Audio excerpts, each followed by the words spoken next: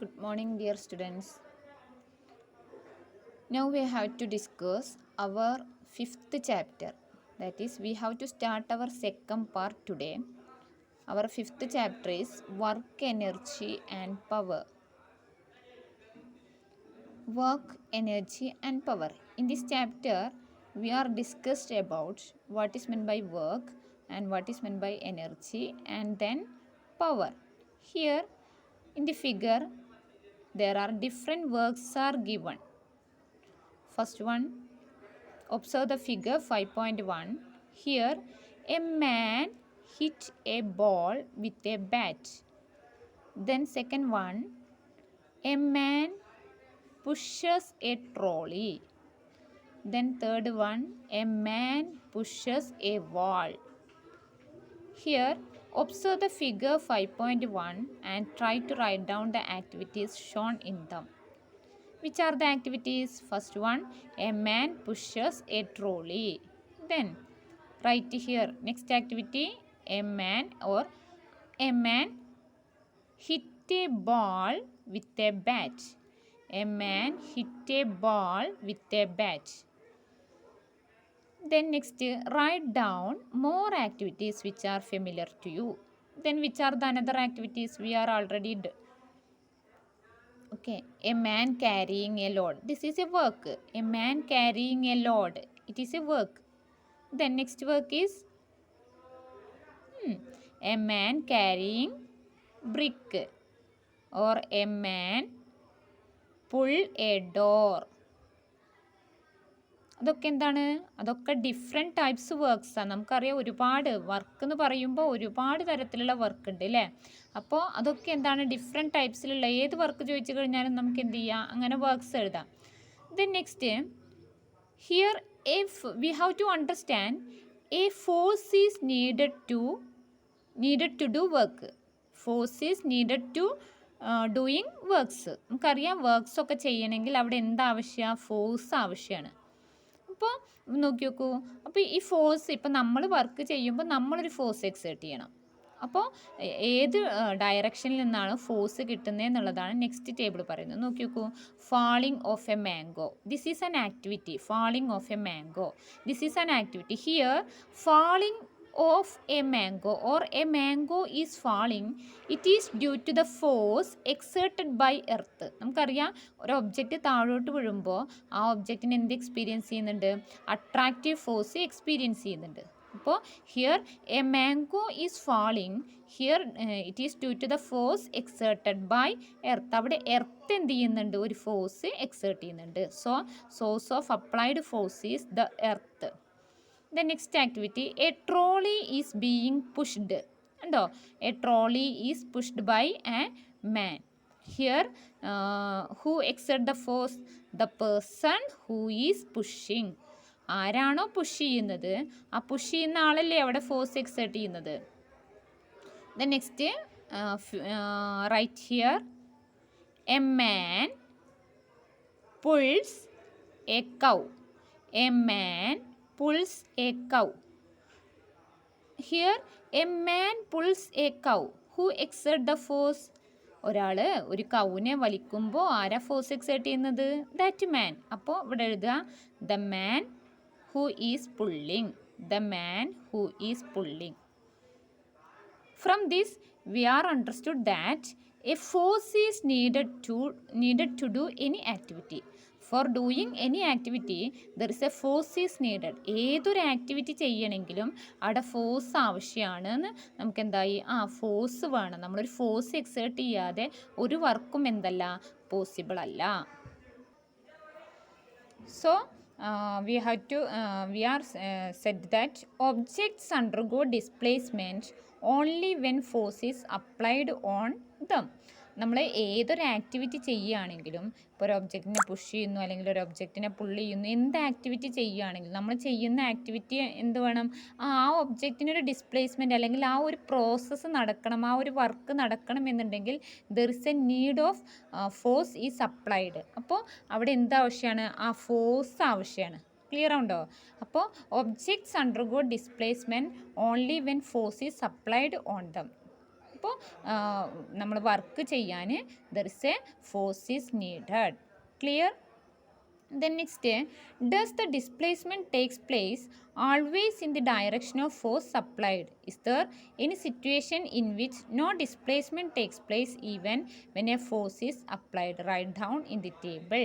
നോക്കിക്കൂ, ചിലപ്പോൾ നമ്മൾ force exert ചെയ്യുമ്പോൾ ആ ഫോഴ്സ് എക്സേർട്ട് ചെയ്യുന്ന ആ സെയിം ഡയറക്ഷനിൽ തന്നെ വർക്ക് നടന്നോളണം എന്നില്ല, ഡിസ്പ്ലേസ്മെൻറ്റ് ഉണ്ടാവണം എന്നില്ല. അതാണ് പറയുന്നത്.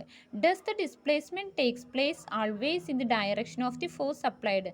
നമ്മൾ ഫോഴ്സ് അപ്ലൈ ചെയ്യുന്ന ആ സെയിം ഡയറക്ഷനിന് ഡിസ്പ്ലേസ്മെൻറ്റ് ഉണ്ടായിക്കൊള്ളണം എന്നില്ല. നോക്കി നോക്കൂ, ആ സിറ്റുവേഷൻസ് ആണ്. There are some situations are given. First column, displacement takes place in the direction of force applied. നമ്മൾ ഫോഴ്സ് അപ്ലൈ ചെയ്യുന്ന ആ സെയിം ഡയറക്ഷനിൽ തന്നെ ഡിസ്പ്ലേസ്മെൻറ്റ് ഉണ്ടാവുന്നതിന് example. So first example is a cricket ball when hit by a bat. Moving of a cricket ball.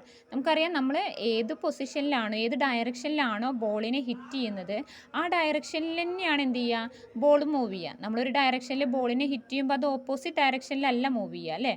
അപ്പോൾ ഈ first കേസിൽ there is the object is move or the displacement takes place in the direction of force applied. അപ്പോൾ first കേസിൽ നമ്മൾ force apply ചെയ്യുന്ന ആ same ഡയറക്ഷനിൽ തന്നെയാണ് എന്ത് ചെയ്യുന്നത്, ഒബ്ജക്റ്റ് മൂവ് ചെയ്യുന്നത്. ക്ലിയർ? ദെൻ നെക്സ്റ്റ് ഒരു എക്സാമ്പിൾ, നമ്മൾ അതേ ഡയറക്ഷനിൽ തന്നെ ഫോഴ്സ് എക്സേർട്ട് ചെയ്യുകയാണെങ്കിൽ അതേ ഡയറക്ഷനിൽ തന്നെ മൂവ് ചെയ്യുന്ന ഒബ്ജക്റ്റിന് ഡിസ്പ്ലേസ്മെൻറ്റ് ഉണ്ടാവുന്ന ഒരു എക്സാമ്പിൾ പറയൂ. pushing a wall or pushing a trolley. Right here, pushing a trolley. Here if we push the trolley moves in the direction of the force exerted. നമ്മൾ trolley push ചെയ്യുമ്പോൾ നമ്മൾ ഏത് ഡയറക്ഷനിലാണോ push ചെയ്യുന്നത് ആ same ഡയറക്ഷനിൽ തന്നെയാണ് എന്തുണ്ടാവുക, ട്രോളിക്ക് displacement ഉണ്ടാവുക അല്ലേ. സോ അതേ ഡയറക്ഷനിൽ തന്നെ ഡിസ്പ്ലേസ്മെൻറ്റ് ഉണ്ടാവുന്നതിൻ്റെ കണ്ടീഷൻ എക്സാമ്പിളാണ് pushing a trolley. Then next, no displacement for the body in the direction of force applied. ഇനി നമ്മൾ ഫോഴ്സ് അപ്ലൈ ചെയ്യുന്നുണ്ട്, പക്ഷെ അവിടെ ഒബ്ജക്റ്റിന് മൂവ്മെൻ്റ് ഒന്നുമില്ല. ഫോഴ്സ് അപ്ലൈ ചെയ്യുന്നുണ്ട്, but there is no displacement in the direction of force. Here example is given. A wall is pushed. നമ്മളൊരു wall നിന്ന് പുഷ് ചെയ്യുക. A wall is pushed. അപ്പോൾ അവിടെ നമ്മൾ നന്നായിട്ട് പുഷ് ചെയ്യുന്നുണ്ട്, നമ്മൾ നല്ല ഫോഴ്സ് എക്സേർട്ട് ചെയ്യുന്നുണ്ട്, പക്ഷേ വാൾ മൂവ് ചെയ്യുമോ? ഇല്ല. There is no movement for the wall, there is no displacement.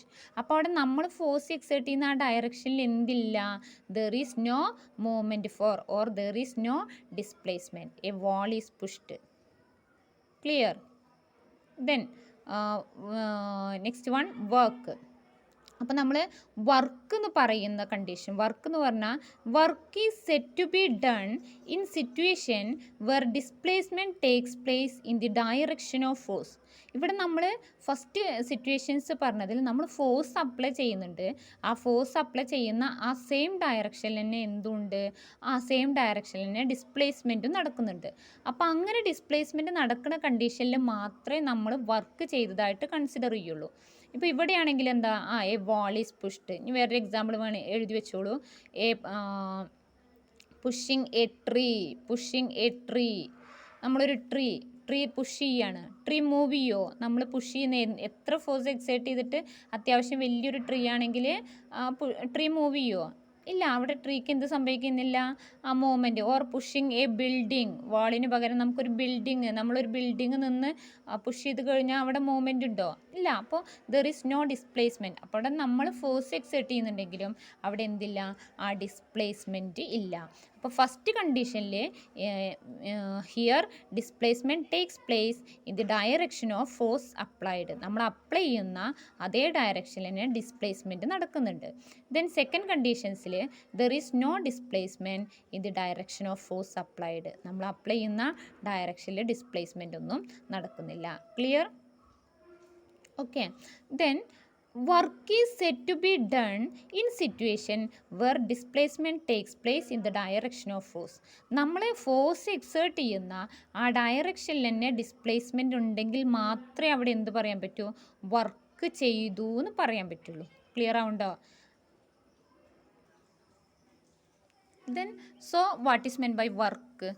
അപ്പോൾ നമുക്ക് ഇനി വർക്കിൻ്റെ ഡെഫിനേഷൻ പറയാം. Work is set to be done only when a body undergoes displacement in the direction of the applied force. അപ്പോൾ നമ്മളൊരു force apply ചെയ്താൽ ആ force apply ചെയ്ത സെയിം ഡയറക്ഷനിൽ തന്നെ ഡിസ്പ്ലേസ്മെൻറ്റ് ഉണ്ടായെങ്കിൽ അതിനെയാണ് നമ്മൾ എന്ത് പറയുന്നത്? വർക്ക് എന്ന് പറയുന്നത്. നിങ്ങൾ ടെക്സ്റ്റിൽ അണ്ടർലൈൻ ചെയ്യണം, മാർക്ക് ചെയ്ത് വെക്കണം. ഇതും ടെക്സ്റ്റിൽ മാർക്ക് ചെയ്ത് വെക്കണം. ബാക്കിയൊക്കെ എന്ത് ചെയ്യണം? ടെക്സ്റ്റിൽ ഫില്ല് ചെയ്യണം കേട്ടോ. Then next, observe the figure 5.2 and write down the situation where work is to be done. ഇവിടെ വർക്ക് ചെയ്യുന്ന സിറ്റുവേഷൻസ് ഏതൊക്കെയാണെന്ന് കണ്ടെത്തണം. Here consider the cases given below which are connected with work. A boy pushed an object of mass 30 kg horizontally across a floor through 50 meter. Then another boy pushed an object of mass 50 kg across the same floor through 50 meter. Both of them have same speed for moving the object. നോക്കൂ, here first boy pushes an object of mass 30 kg across the floor 50 metre. First boy എന്താണ്? 30 kilogram ആണ്, 50 metre ആണ് push ചെയ്യുന്നത്. And the second boy pushed an object of 50 kilogram 50 metre. അപ്പോൾ രണ്ടുപേരും എന്താ? Same distance ആണ് എന്ത് ചെയ്യുന്നത്? ഒബ്ജക്റ്റ് മൂവ് ചെയ്യുന്നത്. പക്ഷേ first person exert 30 kilogram and second person pushes 50 kilogram. Here who applied the greater force? നമുക്ക് ആൾറെഡി അറിയാം അല്ലേ? ഒരാൾ 30 കിലോഗ്രാം ആണ് പൊക്കുന്നത്, ഒരാൾ 50 കിലോഗ്രാം ആണ്. രണ്ടുപേരും സെയിം ഡിസ്റ്റൻസാണ്. അപ്പോൾ ആരായിരിക്കും ഏറ്റവും കൂടുതൽ ഫോഴ്സ് എക്സേർട്ട് ചെയ്യുന്നത്? Second boy. അവരല്ലേ 50 കിലോഗ്രാം പുഷ് ചെയ്യുന്നത്? Second boy. Then second one, in which case was work is greater? അപ്പോൾ ഇവിടെ ഏത് കേസിലായിരിക്കും വർക്ക് ഗ്രേറ്റർ ആവുന്നത്?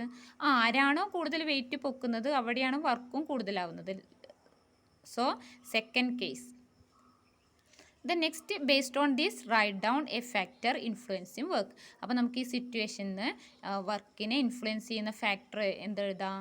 That is force. കാരണം ഏറ്റവും കൂടുതൽ വെയിറ്റ് പൊക്കുന്നവരാണ് കൂടുതൽ ഫോഴ്സ് എക്സേർട്ട് ചെയ്യുന്നത്. സോ ഫോഴ്സ്, വർക്കിനെ ഡിപ്പെൻഡ് ചെയ്യുന്ന ഫസ്റ്റ് ഫാക്ടറാണ് force. Then second case, a child pushed an object of mass 30 kg across a horizontal floor through 20 meter. Another child pushed the same object. കണ്ടോ, രണ്ടുപേരും object 30 kilogram തന്നെയാണ് push ചെയ്യുന്നത്. പക്ഷേ first person pushes through 20 metre and second person pushes through 30 metre. ഒരാൾ 20 മീറ്ററാണ് push ചെയ്യുന്നത്, ഒരാൾ 30 മീറ്ററാണ് പുഷ് ചെയ്യുന്നത്. അപ്പോൾ അവിടെ ആരായിരിക്കും കൂടുതൽ ഫോഴ്സ് എക്സേർട്ട് ചെയ്യുന്നത്? കൂടുതൽ ദൂരം, കൂടുതൽ ഡിസ്റ്റൻസ് ആരാണോ പുഷ് ചെയ്തത് അവരാണല്ലോ അവിടെ കൂടുതൽ വർക്ക് ചെയ്ത്. അപ്പോൾ അതൊന്ന് നമുക്ക് ഒരാൾ കുറച്ച് ഡിസ്റ്റൻസ് ആണ്, അപ്പോൾ അവിടെ കുറച്ച് വർക്ക് ചെയ്തു. ഒരാൾ കൂടുതൽ ഡിസ്റ്റൻസ് ആണ് പുഷ് ചെയ്യുന്നത്, അപ്പോൾ കൂടുതൽ വർക്ക് ചെയ്തു. ക്ലിയർ ആവുണ്ടോ? അപ്പം നമുക്കിതൊന്ന് എന്ത് പറയാം? ഫോഴ്സിനെ ഇവിടെ നമ്മൾ ആദ്യം പറഞ്ഞു വർക്കിനെ ഡിപ്പെൻഡ് ചെയ്യുന്ന ഫസ്റ്റ് ഫാക്ടർ ഫോഴ്സ് ആണ്. ദെൻ സെക്കൻഡ് ഫാക്ടർ അപ്പോൾ എന്താണ്? Distance, that is displacement. അപ്പോൾ നമുക്ക് ഈ രണ്ട് ആക്ടിവിറ്റീസിന് നമുക്ക് പറയാം which are the factors to be considered to determine the work. അപ്പോൾ വർക്കിനെ ഡിപ്പെൻഡ് ചെയ്യുന്ന which are the factors that depends the work. വർക്കിനെ ഡിപ്പെൻഡ് ചെയ്യുന്ന 2 ഫാക്ടേഴ്സാണ്. First one force and second one displacement. Clear? Force is the factor that depends the work, then displacement is the factor that depends work. അപ്പോൾ first question നോട്ടിൽ എഴുതുക, വർക്കിന് side heading കൊടുക്കുക. First question എഴുതുക, what are the factors that determine the work done by the force. First one force and second one displacement. Clear? ഇത്രയും മതി. Okay.